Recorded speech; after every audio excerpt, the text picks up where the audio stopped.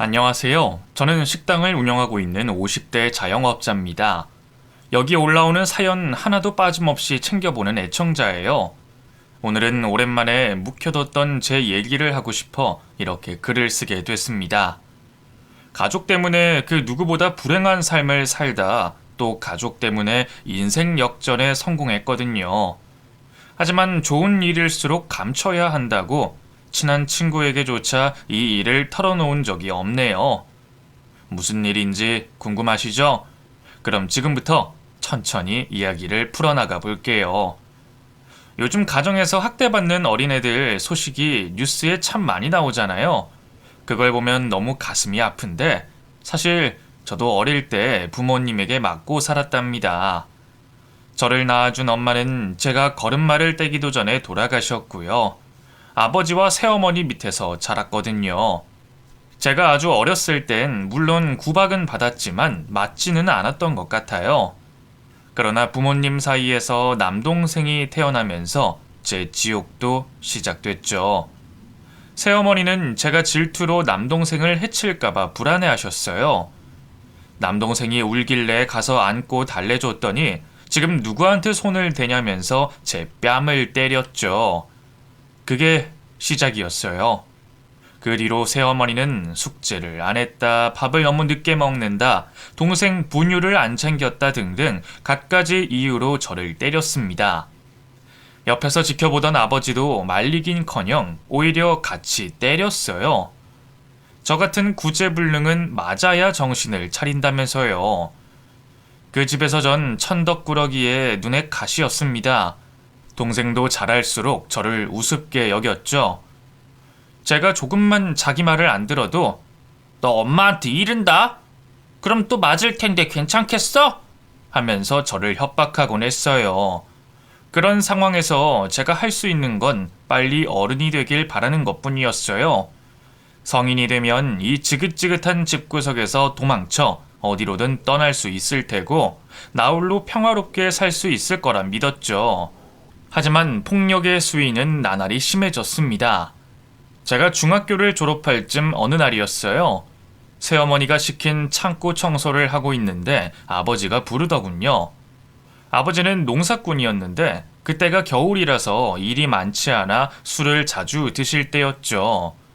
아니나 다를까 아버지는 대낮인데도 잔뜩 취해 있었어요. 제게 곁들일 안주가 없다면서 슈퍼에서 좀 사오라고 하더군요. 제가 먹고 싶은 과자도 사라면서요. 난감하더라고요. 새어머니가 자기 돌아올 때까지 창고 청소를 다 끝내놓으라고 한 상태였거든요. 근데 창고가 너무 더러워서 아직 반도 못 끝낸 상태였어요. 망설이던 저는 아버지에게 어머니가 창고 청소를 시켜서요. 이거 다 하고 사드리면 안 될까요? 하고 물었죠. 그러자 아버지는 벌컥 성을 냈어요. 지금 너희 엄마 말이 나보다 우선이라 이거야? 너도 난 무시하냐? 어디 감히 하늘 같은 아버지한테? 아버지 그게 아니라 닥쳐! 넌 역시 좀 맞아야겠다. 아버지는 냅다 상을 엎고는 옆에 있던 빗자루로 저를 때리기 시작했어요. 평소 같으면 서너 대 때리다 멈췄을 텐데 술에 취해서 그런지 정말 마구잡이로 무자비하게 패더군요. 빗자루가 제 머리에 닿는 순간 극심한 통증과 함께 뜨끈한 무언가가 흘러내렸어요. 피였습니다. 그대로 가만히 있다가 아버지가 저를 죽일 것 같더라고요. 저는 아버지를 밀치고 죽을 힘을 다해 대문 밖으로 내달렸습니다. 뒤에서 아버지가 너 거기 안 서! 잡히면 그때 내 손에 죽을 줄 알아! 하고 고함을 질렀지만 멈추지 않았죠. 한동안 제 뒤를 쫓던 아버지는 어느 순간 포기했는지 더는 보이지 않았어요. 그래도 두려운 마음에 계속 앞을 향해 달렸죠. 무의식적으로 살려면 이 동네를 떠나야 한다는 생각을 했던가 봐요. 정신을 차리니 터미널 앞이더군요. 그런데 그동안 모아둔 돈을 전부 두고 나와서 땡전 한 푼 없었죠. 이대로 다시 집에 가는 수밖에 없나? 눈앞이 캄캄하더라고요.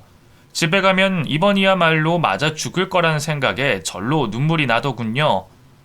그렇게 얼마나 울고 있었을까요? 갑자기 웬 젊은 여자 한 분이 제게 다가오셨어요. 예, 너 왜 오니?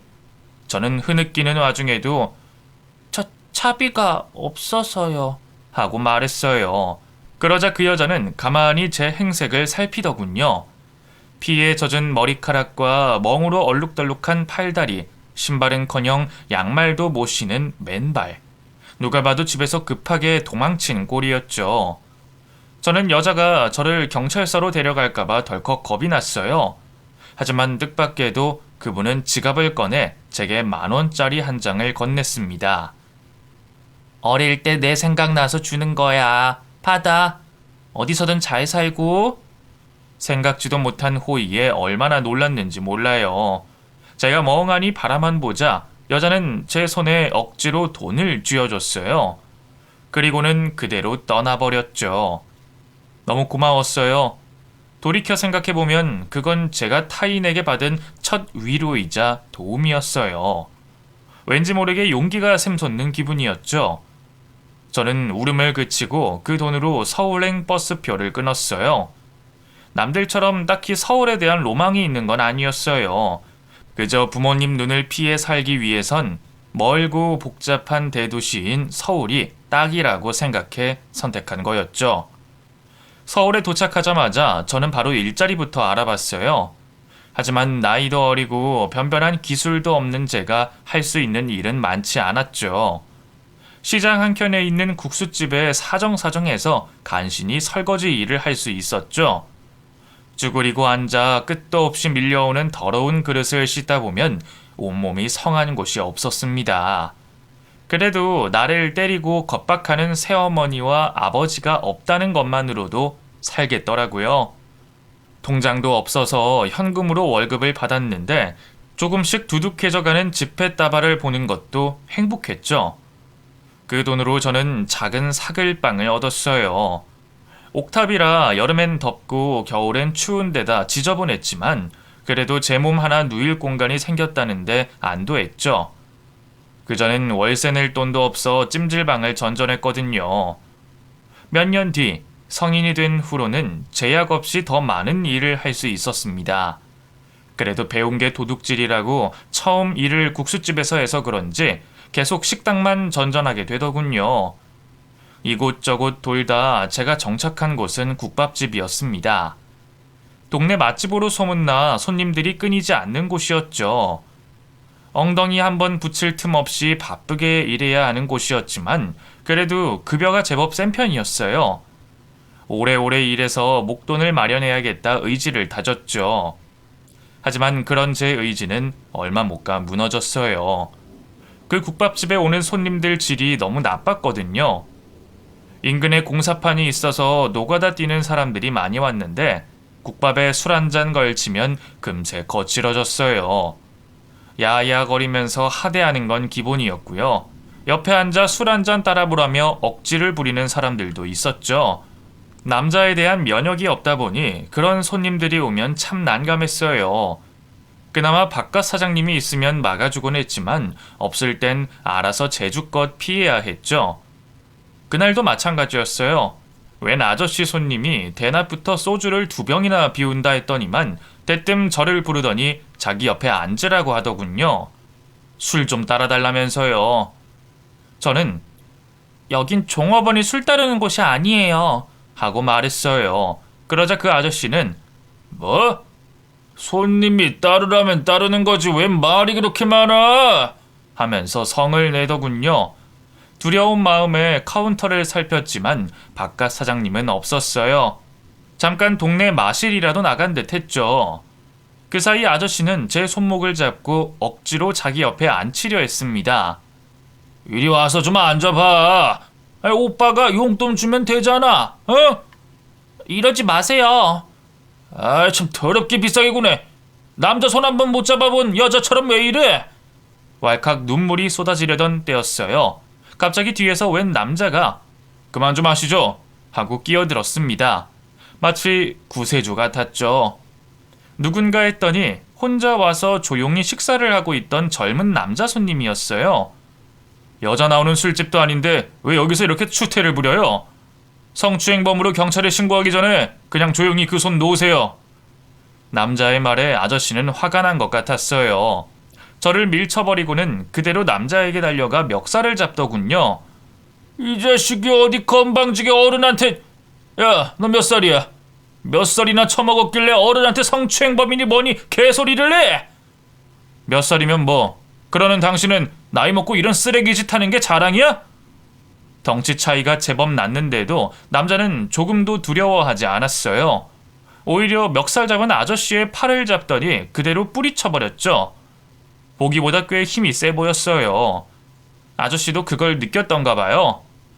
이 새파랗게 어린 게... 요즘 애들은 이래서 안 된다니까. 에이, 술맛 다 버렸네. 혼자 욕을 하며 우왕좌왕 하더니만 그대로 가게 밖을 나가버렸어요. 누가 봐도 도망친 거였죠. 그제야 안심이 되면서 다리에 힘이 풀리더라고요. 그대로 주저앉으려는 저를 남자가 달려와 부축해줬습니다. 아가씨 괜찮아요? 어디 다쳤어요? 아니요, 그냥 좀 놀라서. 구해주셔서 감사합니다. 이 은혜를 어떻게 갚아야 할지. 은혜는 무슨, 남자로서 당연히 해야 할 일을 한 거죠. 그래도 도와주셨는데. 전 그러면 앞으로 국밥에 고기 좀 많이 넣어주세요. 자주 올 테니까. 남자는 천연덕스럽게 말하며 씩 웃었어요. 그 얼굴을 보는데 갑자기 심장이 두근거리기 시작했어요.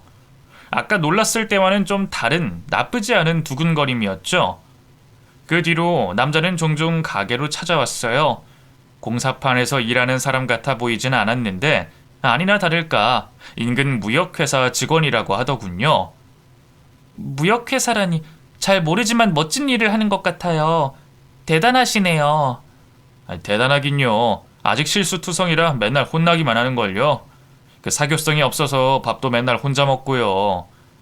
실제로 남자는 회사 동료들과 올 때보다 혼자 올 때가 더 많았어요. 사람들과 함께하는 게 서툴다고 하더군요. 참 의외였죠. 저랑은 대화를 너무 잘하셔서 전혀 그렇게 안 보여요. 그건 그러니까 별 생각 없이 한 말인데 남자는 엄청 당황하더라고요. 귓볼까지 새빨개져선 말을 채 잇지 못하더니 갑자기 뜻밖의 말을 하더군요. 이상하게 수키 씨랑 같이 있는 건 편해요. 대화도 잘 통하고 얘기도 잘 들어주고 그래서 자꾸 오게 되네요. 여기 오면 수키 씨가 있으니까요. 이번엔 제가 당황하게 되더라고요. 남자의 말이 마치 고백같이 느껴졌거든요. 뭐라고 대답을 해야 하나 망설이는데 갑자기 남자가 제게 무언가를 내밀더군요. 영화표였어요. 전에 수키 씨가 영화관에서 영화 본 적 없다고 한 게 생각나서요. 괜찮으면 쉬는 날 같이 보러 가지 않을래요? 얼떨결에 영화표를 받아들자 남자는 자리에서 벌떡 일어났어요. 그리고는 그럼 내일 또 올게요. 인사하더니 도망치듯 사라져버렸습니다. 그 뒷모습을 보는데 저도 모르게 웃음이 나더라고요. 그때 알았어요. 제가 그 남자를 좋아하게 됐다는 걸요. 제 첫사랑이었죠. 함께 영화를 본 뒤 저희는 종종 만났어요. 딱히 누가 먼저 사귀자고 한 건 아니지만 여느 연인들이 그렇듯 자연스럽게 스킨십도 하게 됐죠. 그와 함께하는 모든 시간이 다 봄날 같았어요. 따뜻하고 설레고 화사했죠. 그렇게 만난 지 2년쯤 됐을까요? 어느덧 제가 살고 있던 사글방 계약 기간이 만료됐죠.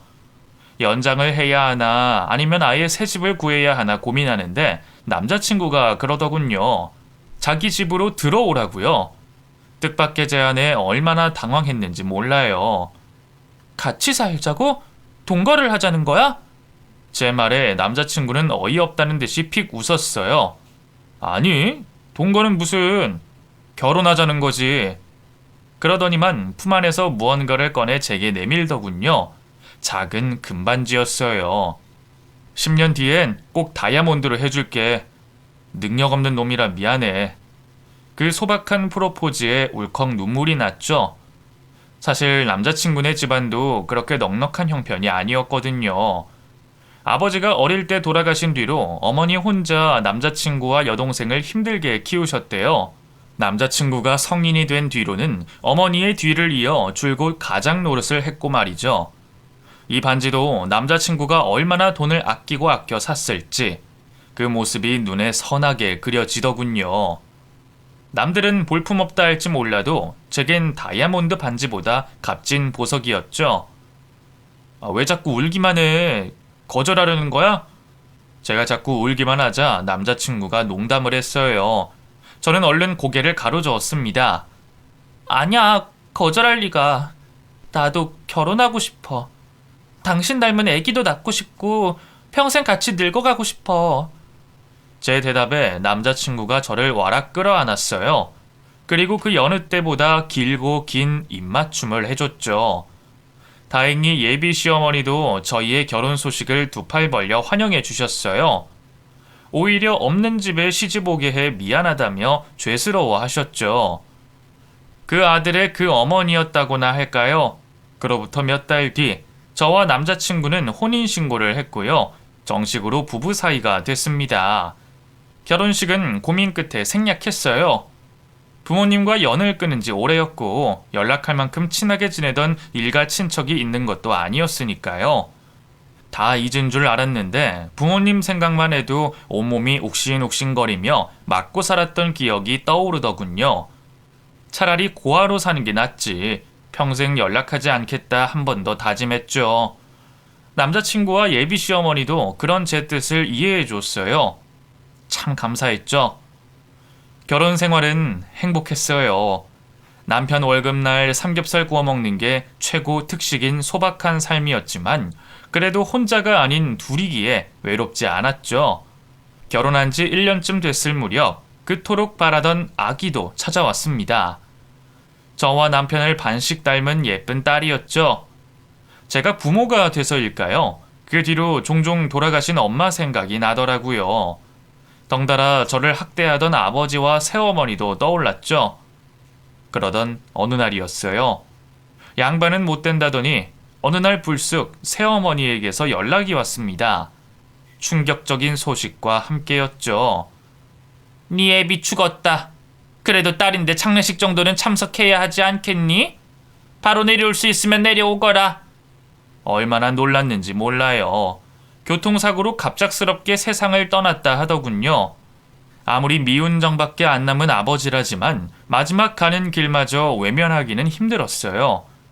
결국 저는 남편과 함께 부랴부랴 고향으로 내려갔습니다. 장례식장에서 아버지의 영정사진을 보는데 참 헛헛하더라고요. 한평생 나를 때리고 구박한 죽이고 싶을 만큼 끔찍했던 인간이 막상 이렇게 죽어버리니 기분이 이상했죠. 속이 시원하지도 그렇다고 눈물이 날 만큼 슬프지도 않았습니다. 아무것도 모르는 사람들은 아버지가 죽었는데 눈물 한 방울 안 흘린다면서 뒤에서 수군대더군요. 더는 있을 이유가 없다 싶어 그대로 식장 밖을 나가려고 했어요. 그런데 새어머니가 저를 붙잡더라고요. 몰랐는데 자세히 살펴보니 새어머니도 많이 늙었더군요. 머리는 새치가 가득했고 체구도 기억보다 훨씬 작고 구부정했어요.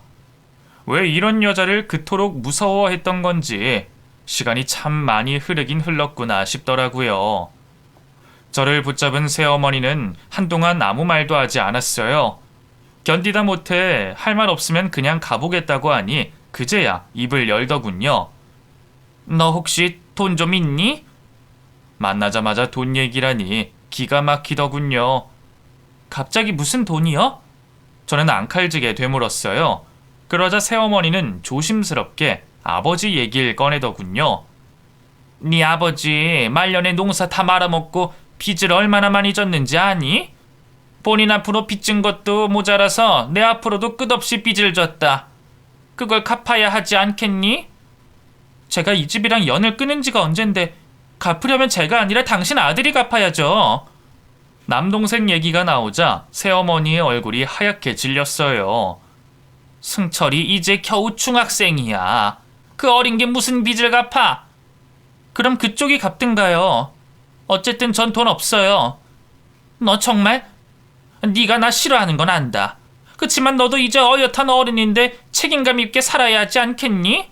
나라고 너한테 이런 얘기를 꺼내는 게 쉬웠는 줄 알아? 개벌은 남 못 준다고 새어머니는 또 저를 향해 언성을 높이기 시작했어요. 금방이라도 때릴 것처럼 말이죠. 더는 상대하고 싶지 않아서 그대로 자리에서 일어섰습니다. 기다려, 아직 얘기 안 끝났어. 새어머니는 다급하게 그런 저를 붙잡아왔어요. 진절머리가 나서 새어머니의 팔을 잡은 채 그대로 밀쳐버렸습니다. 또 때리기만 해요? 그럼 그땐 경찰서로 가서 당신이 어릴 때 나한테 했던 짓 다 얘기할 거니까. 제 협박 아닌 협박에 새어머니는 놀란 눈치였어요. 그러다 감정이 북받쳤는지 갑자기 울기 시작하더군요. 그럼 나더러 어쩌란 거니? 너희 아버지가 남긴 빚은 한정 포기인지 뭔지 해서 없앨 수 있다는데 그 망할 인간이 내 앞으로도 돈을 빌려놨단 말이야. 그 빚만 1억이 넘어. 그 큰 돈을 평생 집에서 살림만 했던 내가 무슨 수로 갚겠어? 응? 새어머니가 우는 걸 보는 건 처음이었어요. 지난 세월 탓인지 한층 더 늙고 초라해 보이더군요. 제가 마음이 약해진 걸 알았는지 새어머니가 제 발치에 매달려 왔어요. 이 애미 좀 한 번만 살려 죽어라. 하필이면 돈도 사채업자한테 빌려서 한 달 이자만 몇백이야. 주변에 돈을 하도 빌려대서 이제 더는 빌릴 곳도 없고 당장 승철이 급식비도 없어서 얘가 학교에서 굶고 있다. 저는 지갑을 꺼내 지폐 몇 장을 새어머니 손에 쥐어줬어요. 이 정도가 제 최선이에요. 더는 연락하지 마세요. 저는 도망치듯 그곳을 빠져나와 서울로 올라왔어요. 하지만 그 뒤로 새어머니는 끈질기게 제게 연락해 도와달라 했습니다. 그냥 우는 소리로만 넘길 수가 없는 게 아버지가 돈을 빌린 대부업체가 그 지역에서 꽤 질나쁘기로 소문난 곳이었어요. 당장 돈을 안 갚으면 죽여버리겠다면서 동생이 보는 앞에서 새어머니에게 칼을 휘둘렀다더군요. 급기야 동생까지 제게 전화해 제발 살려달라고 빌더라고요. 누나, 내가 잘못했어. 어릴 때 아무것도 모르고 누나 괴롭혀서 미안해. 내가 뭐든 다 할 테니까 제발 우리 엄마랑 나 한 번만 살려주라. 이 은혜는 내가 커서 꼭 갚을게. 어린 동생까지 그렇게 매달리니 더는 무시할 수가 없었습니다. 남편과 시어머니 역시 할 수 있는 만큼만 도와주자고 하더군요. 결국 저는 여러 시중은행과 카드사에 나눠서 돈을 빌렸어요. 주부인 제 앞으론 대출이 나오지 않아서 전부 남편 명의로 빌려야 했죠. 그런데도 남편은 지금까지 성실하게 일하길 잘했네. 다행이다. 그치? 빚은 앞으로 우리 둘이 열심히 갚아 나가자. 아직 젊으니까 괜찮아. 하면서 웃을 뿐이었어요. 너무 미안하고 고마웠죠. 저는 어렵게 마련한 돈으로 새어머니의 빚을 전부 갚아줬습니다. 새어머니는 서울까지 올라와서 고맙다며 제 손을 잡고 눈물을 흘렸어요. 내가 다시 만나서까지 이렇게 못나게 굴어서 미안하다. 믿을지 모르겠지만 네가 그렇게 떠난 뒤에 종종 네 생각이 났어. 어린 너한테 너무 모질게만 굴어서 늦었지만 지금이라도 사과하마. 그 사과에 당장 새어머니에게 남아있던 앙금이 스르르 녹은 건 아니었어요. 그래도 지난날에 불우했던 제 과거를 조금은 보상받은 기분이었죠. 집에 빚이 생기니 더는 살림과 육아만 할 수가 없더라고요.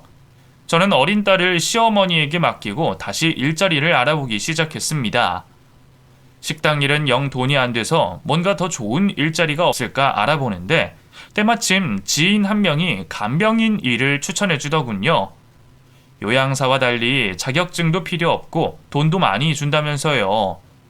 저는 바로 지인이 소개해준 인력사무소로 갔습니다. 젊은 데다 식당 경력도 있어서 그런지 바로 한 병원에서 일을 시작할 수 있었죠. 힘들 거라고 어느 정도 각오는 했는데 예상보다 훨씬 더 힘들더라고요. 간병인을 쓸 정도면 몸을 못 가눌 정도로 중병인 환자들이 대부분인데 옆에서 이동할 때나 밥 먹을 때 수발드는 건 물론 대소변까지 받아야 할 때도 있었죠. 또 정신이 온전치 못한 분들도 많아서 머리카락을 잡고 때리거나 폭언을 하는 분들도 많았어요. 그래도 이를 악물고 버텼어요. 저 때문에 남편이 지게 된 그 억대 빚을 생각하면 그럴 수밖에 없었죠. 그러던 어느 날이었어요. 평소처럼 간병 일을 마치고 퇴근하는데 인력사무소에서 연락이 왔죠. 무슨 일인가 했는데 혹시 입주 간병을 할 생각은 없냐고 하더군요. 암에 걸린 할머니 한 분이 숙식 간병인을 구하는데 보수가 꽤 세다면서요. 들어보니 제가 받고 있는 돈의 무려 3배였어요. 게다가 병원에서 일하는 것보다 훨씬 몸이 편할 거라고 하더군요. 하지만 아무래도 딸과 남편만 두고 그 집에 들어가 살아야 한다는 게 마음에 걸렸어요. 제가 망설이자 사무소 사장님은 끈질기게 설득했습니다. 아유, 가난 말기라서 어차피 얼마 못 사실 거야. 뭐 길어야 6개월? 어차피 단기니까 잘 생각해봐. 그 할머니가 좀 성미가 까탈스러워서 일 잘하는 사람이 필요한데 거기서 계속 수키 씨를 원하네. 저를 원한다고요? 저를 어떻게 알고요? 소문을 들었나 보지. 수키 씨 나름 이 동네에서 일 잘한다고 유명하잖아. 알겠어요. 생각해 볼게요. 저는 집에 돌아가자마자 남편과 상의했어요. 남편은 늘 그렇듯이 제 선택을 존중하겠다고 하더군요. 혹시 진이 때문에 그런 거면 걱정하지 마. 내가 잘 돌볼게. 요즘 토요일 출근도 잘 안 해서 주말엔 어머니한테 안 맡기고 내가 돌볼 수 있을 거야. 그러니까 그게 당신 몸에 좀 더 편한 일이면 그걸 했으면 좋겠어. 남편의 배려에 눈물이 핑 돌았어요. 고민 끝에 저는 제안을 받아들였고요. 간병할 분 집이 있는 교회로 떠나게 됐습니다. 처음 그 집에 도착했을 때 얼마나 놀랐는지 몰라요. 정원과 수영장이 딸린 3층짜리 대저택에 그 안을 가득 채운 값비싼 가구며 골동품까지 부자라는 말을 듣긴 했지만 상상 이상이더군요. 가정부 아주머니의 안내를 받아 만난 할머니는 생각보다 정정했어요. 헬쑥하긴 했지만 죽을 날을 받아둔 암 환자처럼 보이진 않았죠. 이름이 수키라고 했나? 참 예쁘게도 생겼네. 앞으로 잘 부탁해요. 무엇보다 까탈스럽다는 사무소 사장님의 말과 달리 할머니는 몹시 자상했어요. 어지간한 건 본인이 다 직접 하시려고 해서 제가 하는 일은 끼케야 옆에서 책을 읽어드리거나 같이 산책을 하는 게 전부였죠. 너무 편하게 돈을 번다는 생각에 죄책감이 들 정도였어요. 안 되겠다 싶어 가정부 아주머니를 도와 집안일이라도 하려고 했죠. 하지만 할머니는 그마저도 못하게 했습니다. 됐어. 일하는 사람 따로 있는데 자네가 뭐하러 그런 걸 해? 저도 일하는 사람이에요, 할머니. 간병인으로 온 건데 할머니가 간병 일은 하나도 안 시키시니 어째요? 이런 거라도 해야 돈값을 하죠. 그냥 이렇게 옆에서 노인네 대화 상대만 해줘도 충분해. 할머니는 제 이야기 듣는 걸 좋아했어요. 딱히 이야기꾼은 아니라 그저 제 남편이나 딸 얘기를 늘어놓는 게 고작이었지만 그것만으로도 좋아하셨죠. 또 어쩌다 홍삼이나 고기 같은 귀한 선물이 들어오면 전부 제게 줬어요. 자긴 이제 늙어서 필요 없다고 저나 먹으라면서요. 그런 할머니의 호의에 저도 점점 마음이 열렸습니다. 단순히 일적으로 만난 환자가 아니라 오래전부터 알고 지낸 이웃집 할머니처럼 느껴지더라고요. 그런데 그게 집에 가끔 들르는 할머니의 친척들 눈엔 보기 좋지 않았나 봐요. 특히 할머니의 조카라는 분이 못마땅해 했죠. 아니, 입주 간병인이면 돈도 많이 받을 텐데 일 좀 해요. 아니, 보면 허구한 날 고모랑 앉아서 수다나 떨고 있네. 고모 죽으면 이 집이며 돈 다 내 거 될 텐데 결국 그쪽이 내 돈 축내고 있는 거라고요. 알겠어요? 죄송합니다. 뭘 하려고 해도 할머니가 워낙 정정하셔서. 네 참. 그럼 간병인은 왜 쓴대? 간암 말기가 아니라 치매인 거 아니야? 건장한 남자가 위압적으로 나오니 무서운 건 둘째치고 할머니에게 막말하는 게 좀 그렇더라고요. 저도 모르게 욱하는 마음에 아프신 분한테 말 좀 가려서 하세요 하고 쏘아붙이고 말았죠. 그러자 조카는 울컥 화를 냈어요. 뭐야? 간병인 주제 너 지금 말 다 했어? 누구한테 감히 훈계질이야? 소란이 일자 위층에 있던 할머니에게도 들렸단가 봐요. 아래층까지 내려와 무슨 일이냐고 묻더군요. 그러자 조카는 불쌍한 표정을 지으며 말도 안 되는 거짓말을 하기 시작했어요. 아니, 이 사람이 볼 때마다 일은 안 하고 놀고 있길래 한마디 했더니 그게 못마땅했나 봐요. 막 욕을 하면서 무슨 상관이냐고 하네요. 제가 언제 그랬어요? 와, 고모 앞이라고 바로 꼬리 내리는 거 봐요. 참나. 이 사람 계속 써야 해요? 그냥 다른 간병인으로 바꾸죠. 저는 할머니가 당연히 하나뿐인 조카 편을 들 거라고 생각했어요. 하지만 할머니는 내가 수키를 본 지가 고작 한 달밖에 안 됐지만 그런 말을 할 애가 아니라는 것쯤은 안다. 네가 먼저 말도 안 되는 시비를 걸었겠지 하면서 오히려 조카를 나무라더군요. 지금 나 말고 저 어디서 굴러먹다 왔는지도 모를 간병인 말을 믿는 거예요? 네? 시끄러워. 이 노인네 암환자인 거 잊었냐? 더는 귀찮게 굴지 말고 용돈 받았으면 얼른 너희 집에 나가. 그 나이 먹고 언제까지 백수로만 지낼 거야? 앞으로는 국물도 없다. 할머니는 그대로 조카를 쫓아내버렸어요. 그리고는 제게 놀랐겠다고 방에 들어가 쉬라고 하더군요. 감격스러운 한편 의아하기도 했어요. 왜 이렇게 저를 좋게 봐주시나 해서요. 그 수수께끼는 곧 풀렸습니다. 어느 비 오는 날 할머니 팔다리를 주물러 드리고 있을 때였어요. 문득 할머니가 저를 보더니 우리 딸도 이렇게 비 오는 날마다 내 팔다리를 주물러 줬지 하더라고요. 따님 생각이 나는가 보다 싶어서 따님 보고 싶으세요? 전화라도 해보실래요? 하고 말을 걸었죠. 그랬더니 돌아온 대답은 충격적이었어요. 죽었어. 하나밖에 없는 딸년이었는데. 정말 얼마나 놀랐는지 몰랐어요. 너무 죄송하더라고요. 제가 괜한 얘기를... 죄송해요, 할머니. 벌써 오래전 일인걸. 괜찮아. 할머니는 제 얼굴을 물끄러미 보더니만 다시 입을 열었어요. 자네를 보면 자꾸 내 딸이 생각이 나. 딱 자네 나이만 할 때 죽었거든. 그렇게 죽을 걸 알았으면 그때 그렇게 보내는 게 아니었는데. 그제야 알 것 같더라고요. 할머니가 왜 그렇게 제게 친절했는지요. 저를 보면 자꾸 딸 생각이 나서 그랬던 거죠. 할머니 말하는 걸 듣고 있자니 뭔가 사연이 더 있는 것 같더라고요. 저는 조심스럽게 다시 입을 열었어요. 따님이랑 무슨 일 있으셨어요? 금이야 오기야 잘 키워놨더니만 웬 놈팽이 같은 놈이랑 결혼하겠다잖아. 나랑 남편이 반대하니까 그 길로 집을 나가버렸지. 딸도 남편도 고집이 너무 세서 몇 년 동안 서로 찾긴커녕 연락도 안 했어. 끼케야 지 결혼사진 한 장 보내온 게 전부였지. 마치 시위하듯이 말이야. 그게 괘씸해서 그 이후로부터 더 모른 척 살았는데 그 세월이 너무 후회스럽네. 할머니의 얘기가 남일 같지 않았어요. 저도 돌아가신 아버지와 그렇게 생각지도 못하게 이별했으니까요. 또 떼어놓고 온 제 어린 딸도 생각나더군요. 저는 저도 모르게 할머니를 끌어안고 말했어요. 하늘에 있는 따님분도 할머니 마음 다 이해하실 거예요. 나중에 만나면 지금 앙금도 싹 풀릴 테니까 너무 걱정 마세요. 모녀 사이란 게 다 그렇잖아요.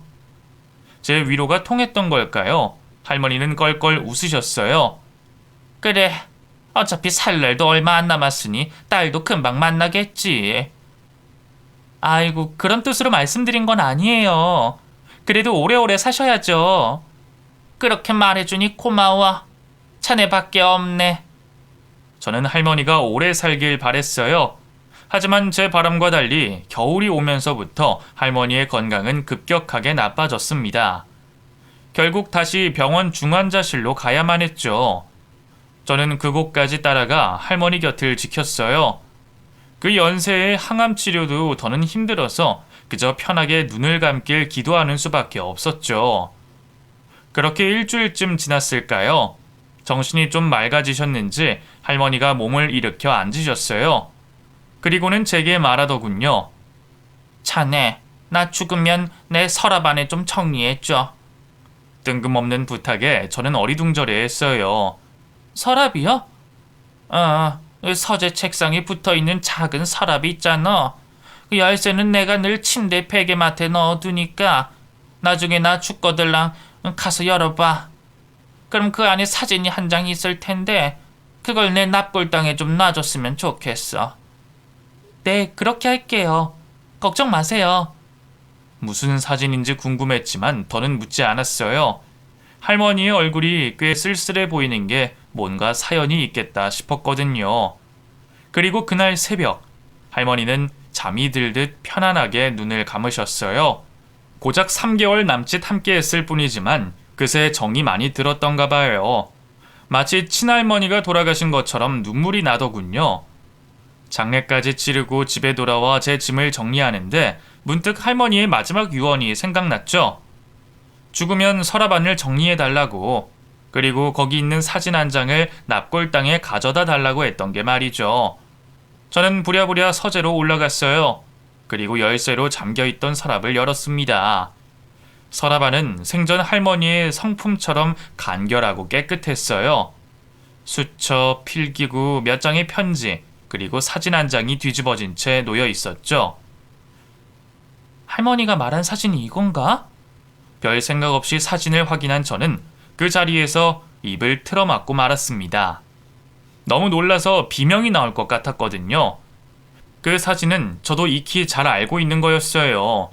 왜냐하면 저희 부모님의 결혼 사진이었거든요. 죽은 엄마와 아빠의 젊을 적 얼굴을 보고 있자니 소름이 끼쳤어요. 도대체 이게 어떻게 된 일인지 알 수가 없었죠. 저는 할머니의 유언도 잊고 그 자리를 도망치듯 빠져나왔습니다. 너무 무서웠어요. 그럴 때 생각나는 건 역시 남편뿐이더군요. 저는 바로 집으로 달려가 남편을 만났죠. 당신 왜 그래? 무슨 일 있어? 저는 남편에게 횡설수설 있었던 일을 설명했어요. 용케 알아들은 남편이 같이 가서 확인해 보자고 하더군요. 아마 당신이 잘못 본 걸 거야. 거기 당신 부모님 사진이 있을 리가 없잖아. 그렇겠지? 내가 요즘 잠을 통 못 잤어서. 얼른 가서 정리하고 오자. 내가 같이 갈게. 저는 남편과 함께 다시 할머니 집을 찾았어요. 곧장 서재로 가서 서랍을 열었는데 제 차 사진을 봐도 저희 부모님의 결혼 사진이 분명했습니다. 아니야 여보, 확실해. 이거 우리 엄마랑 아버지 맞아. 그쯤 되니 남편도 뭔가 이상하다 싶었나 봐요. 서랍 여기저기를 뒤지더니 밀봉된 편지 한 통을 찾았습니다. 거기엔 제 이름이 쓰여 있었죠. 여보, 이거 할머니가 당신 앞으로 남긴 편지 같은데? 한번 뜯어서 읽어보자. 저는 바로 편지를 뜯어봤어요. 남편의 말처럼 할머니가 제게 쓰신 편지가 맞더군요. 그리고 그 편지에 쓰여진 너무 충격적인 진실에 전 그대로 굳어버리고 말았습니다. 믿을 수 없게도 편지는 사랑하는 내 손녀딸 수키야 로 시작됐어요. 맞아요. 서랍 속 사진은 언젠가 할머니가 말했던 그 사진, 집 나간 딸이 보냈다는 결혼 사진이었어요. 할머니의 집 나간 딸은 바로 돌아가신 제 엄마였고, 즉 할머니는 저희 외할머니였던 거죠. 할머니는 그 사실을 알고 있었어요. 딸이 죽고 나서야 손녀가 하나 있는 걸 알게 됐지. 그땐 우리 딸을 죽게 한 게 너와 네 아비 같아서 꼴도 보기 싫었는데 그 뒤로도 자꾸만 생각이 나더구나. 그래도 늙은이의 고집으로 끝끝내 모른 척하고 살았는데 암 걸려 얼마 못 산다는 말을 들으니 제일 먼저 숙인 네 생각부터 나더구나. 할머니는 그렇게 일부러 저를 수소문해서 직접 간병인으로 고용한 거였어요. 어쩐지 저를 콕 집어 지명한 게 이상하다 싶었는데 그런 속사정이 숨어 있었던 거였죠. 할머니는 본인이 외할머니라는 걸 몇 번이나 밝히고 싶었는데 용기가 나지 않았다고 하더군요. 어차피 곧 죽는 마당에 괜한 상처만 주게 될 것 같다고요. 더 충격적인 일은 거기서 끝이 아니었습니다. 할머니는 이날 이때까지 어린 손녀를 홀로 내버려 둔 게 참 죄스러웠던가 봐요. 제가 그리 넉넉하지 못하게 사는 걸 보니 더 마음이 아프셨고요. 믿을 수 없게도 할머니는 죽기 전 마지막 선물로 본인의 모든 유산을 다 제게 물려주고 싶다고 하더군요. 이 할미의 처음이자 마지막 선물이라고 생각하거라. 어차피 내가 죽으면 제1순위 상속인은 숙인 너야. 당연히 받아야 하는 거니 부담 갖지 말거라. 아마 며칠 후에 내 변호사가 찾아갈 테니 너무 놀라지 말거라. 너랑 함께하는 지난 3개월이 참 행복했다. 나 없이 애미 없이도 착하고 어질게 자라줘서 고맙다. 할머니가 쓴 편지의 마지막 문장까지 읽었을 때도 여전히 저는 멍한 상태였어요. 현실감이 하나도 없었죠. 당신 괜찮아? 일단 집으로 돌아가자. 아마 남편이 없었으면 저는 그 자리에서 어떻게 돼버렸을지도 모르겠어요. 저는 남편의 손에 이끌려 집으로 돌아왔어요. 그리고 충격적인 진실에 몸이 놀란 건지 사흘 밤낮을 알아 누웠습니다. 그로부터 며칠 뒤 할머니 말씀처럼 변호사 한 명이 찾아왔어요. 제가 상속받게 될 유산만 수십억에 달하더군요. 도저히 믿을 수가 없었죠. 이 사실을 알게 된 할머니의 친척들 몇 명이 이건 말도 안 된다면서 저더러 사기꾼이라고 난리를 쳤어요. 특히 할머니의 조카는 저를 직접 고소까지 했죠. 너 내가 처음 볼 때부터 수상하다 했어. 애초에 우리 고모 재산 노리고 접근했던 거 모를 줄 알아? 두고 봐. 내가 반드시 너 콩밥 먹일 테니까. 내 피 같은 돈을 너한테 뺏길 것 같아? 그 모습을 보고 있자니 참 기가 막히더군요. 그저 돈. 고인에 대한 애정이나 슬픔 같은 건 조금도 찾아볼 수가 없었죠. 저는 이번에도 지지 않고 대거리를 했어요. 저는 그저 할머니의 유언대로 당연히 제가 받아야 할 돈을 받는 것뿐인데 제가 콩밥을 왜 먹어요?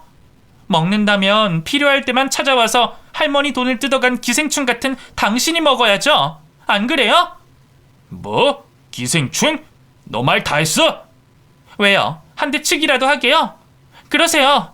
그럼 진짜 콩밥 먹일 수 있을 것 같은데? 저야 환영이죠.